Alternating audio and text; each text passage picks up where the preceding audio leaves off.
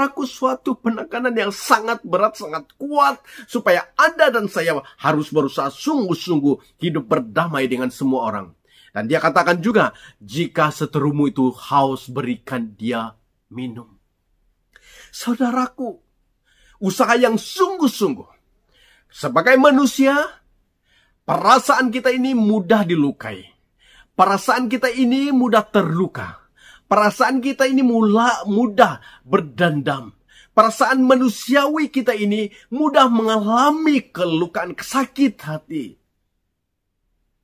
Banyak kali kita berusaha untuk memagar hati kita.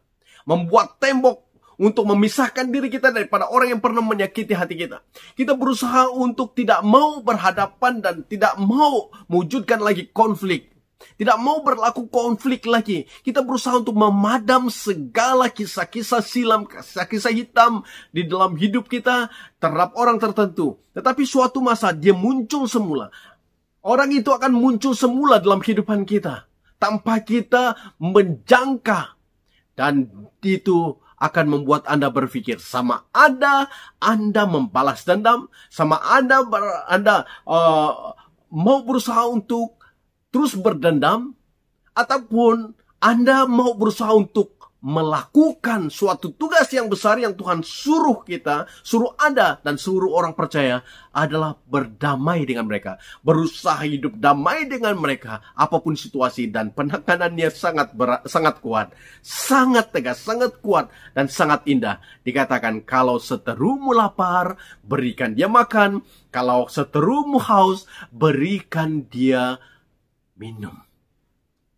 Dengan usaha yang demikian, Anda akan memadamkan di dalam diri Anda suatu kebencian dan dendam dan kemarahan yang mungkin mulai timbul. Dengan usaha yang demikian, Anda mampu memadamkannya dari hati Anda, sehingga timbul suatu keinginan yang kuat, yaitu hidup berdamai dengan mereka, hidup mengasihi mereka, hidup memperlakukan mereka sebaik mungkin, walaupun mereka membuat di sebaliknya terhadap Anda. Saudaraku, ini suatu usaha yang perlu ada. Suatu usaha yang perlu ada di dalam kehidupan Anda dan saya. Haleluya, saudaraku. Dan juga di dalam Matius pasal 5 ayat 39.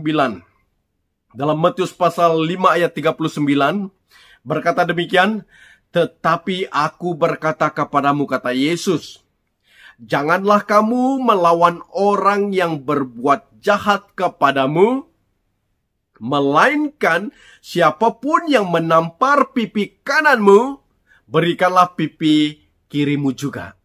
Saudaraku, jangan melawan orang yang berbuat jahat kepadamu. Jika mereka tampar sebelah kanan pipimu, kata Yesus, berikan sebelah kiri pipimu ditampar.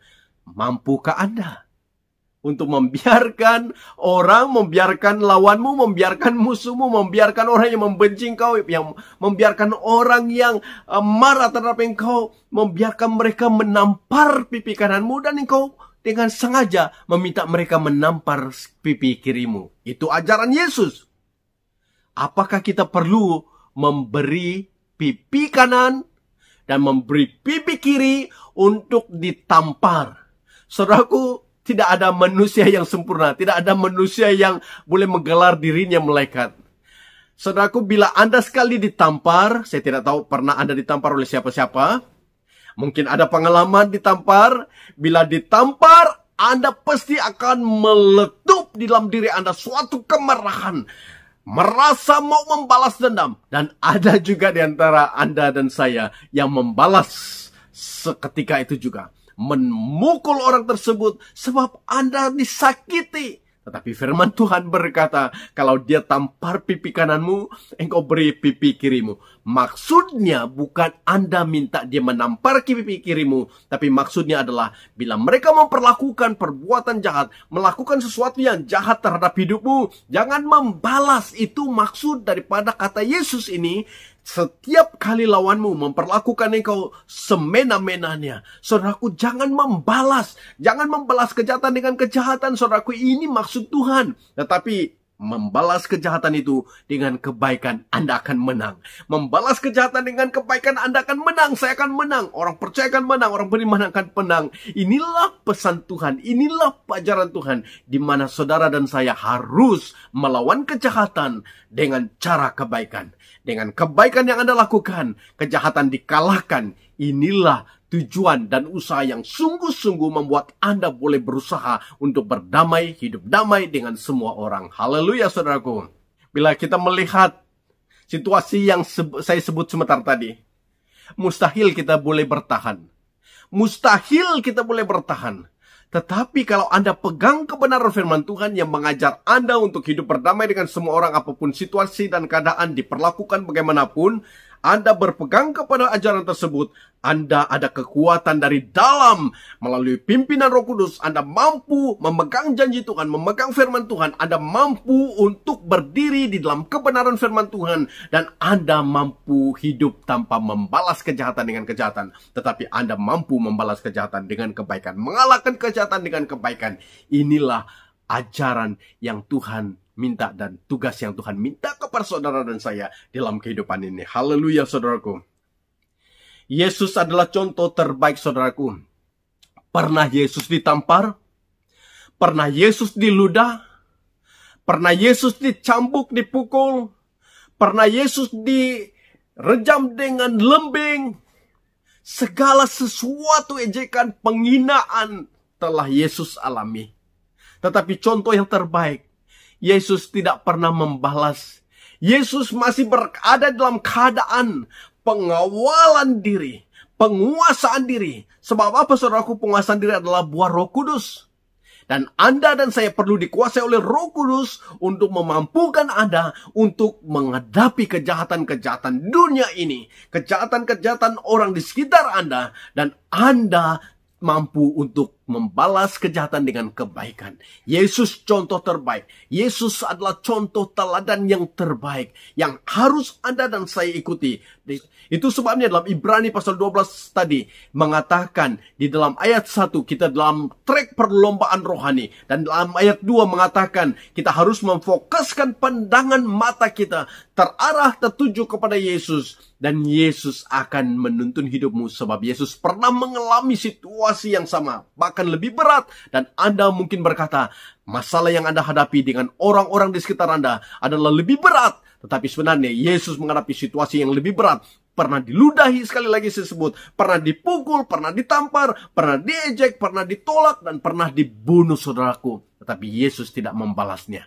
Saudara, contoh terbaik. Bila Anda berada di trek perlombaan rohani, Anda melihat, berlari sedang melihat, menghadapi situasi sekitar, dan keadaan-keadaan yang mengejek Anda, yang sedang memperlecehkan Anda, yang sedang mempermainkan Anda, yang sedang memperbodohkan Anda. Tetapi bila Anda tertumpu kepada Yesus, fokus kepada Yesus, maka firman Tuhan yang Anda dengar tentang hidup dan berusaha hidup berdamai dengan semua orang, Anda tidak ada masa, tidak ada ruang di dalam dirimu untuk mendendam, membenci, membalas kejahatan kepada mereka. Sebab Yesus adalah fokus hidupmu. Yesus adalah tujuan hidupmu. Yesus menjadi contoh yang terbaik dalam kehidupanmu. Dan jadikanlah Yesus teladan terbaik. Paulus juga mengalami perkara yang sama. Paulus manusia biasa kalau dibanding dengan Yesus. Tapi Paulus dia mengalami situasi ditantang oleh bangsanya sendiri, ditolak oleh bangsanya sendiri, sehingga dia beralih memberitakan Injil kepada orang yang belum percaya kepada Tuhan, orang yang bukan Yahudi, dan Tuhan meletakkan tanggung jawabnya untuk menjadikan pendamai, menjadikan orang yang selama ini bermusuhan dengan Allah, bermusuhan dengan sesama manusia, dengan berita Injil yang disampaikan olehnya, yaitu Injil tentang Yesus Kristus yang telah mati di atas kayu salib, mendamaikan semua manusia dengan dirinya, mendamaikan manusia dengan Allah Bapa di surga. Dan itulah berita yang disampaikan oleh Paulus, sehingga firman Tuhan berkata, orang yang dari jauh akan menjadi dekat. Orang yang tidak pernah mendengar tentang firman Tuhan, yang tidak mendengar, yang tidak menerima Yesus, tidak menerima kebenaran benar firman Tuhan sekarang mendengar kebenaran dan mereka datang kepada Tuhan Yesus. Saudaraku, hal inilah yang harus Anda dan saya buat. Dan bila Anda tahu tentang pelayanan Paulus, dia telah menyampaikan kebenaran di dalam Yesus Kristus, yang mana Yesus mati di atas salib menjadi jalan perdamaian Anda dengan Allah, menjadi jalan perdamaian dengan manusia sesama manusia, sehingga dalam Yesus Kristus itu terjadi suatu wujud kasih yang luar biasa, yang membuat Anda mampu melakukan perkara yang lebih besar, yang membuat Anda menjadi pelaku tugas yang boleh mendamaikan orang lain dengan sesama mereka, dan juga mendamaikan manusia itu dengan Allah, membawa berita tentang Yesus Kristus dalam kehidupan mereka, sehingga mereka percaya kepada Injil kebenaran yang membawa perdamaian. Saudaraku, hidup Anda dan saya seperti contoh yang Yesus hadapi, yang contoh Paulus hadapi, contoh orang-orang yang mati syahid hadapi, orang yang ditolak dan pernah ditolak, yang pernah dianiaya, pernah dibunuh. Saudaraku, mereka bertahan di dalam trek perlombaan rohani, sebab mereka tahu memegang suatu ajaran yang mengatakan hiduplah berusaha berdamai dengan semua orang. Dan mereka meletakkan Yesus sebagai fokus hidup mereka. Dan itu saudaraku, Anda dan saya harus hidup fokus kepada Allah, kepada Yesus di dalam trek perlombaan rohani Anda. Apapun Anda dengar dari sebelah kiri kanan yang masuk di telinga Anda, jangan membiarkan dia masuk dalam hatimu. Jangan membiarkan kepahitan-kepahitan itu masuk dalam kehidupanmu. Jauhkan semuanya. Jauhkan, buangkan semuanya, dan letakkan fokus hidupmu, fokus matamu, pandanganmu kepada Yesus yang memimpin hidupmu dan memimpin perlombaan rohanimu dalam suatu trek yang benar. Anda akan menang untuk berhadapan dengan dunia yang penuh dengan kejahatan, dengan orang-orang yang membuat keadaan tidak menentu, membuat keadaan yang tidak harmoni sesama manusia. Tapi bila Anda tahu tentang tugas Anda adalah pendamai. Anda adalah orang yang berada di tengah-tengah mereka untuk mendamaikan situasi. Sebab Tuhan telah mendamaikan Anda dengan Allah Bapa, dan tugas kita juga adalah membawa pendamaian kepada mereka. Prinsip yang kita perlu pegang sebagai orang beriman kepada Tuhan. Di dalam Roma pasal 12 ayat 21 mengatakan, jangan membalas kejahatan dengan kejahatan, tetapi balaslah kejahatan dengan kebaikan. Roma 12 ayat 21.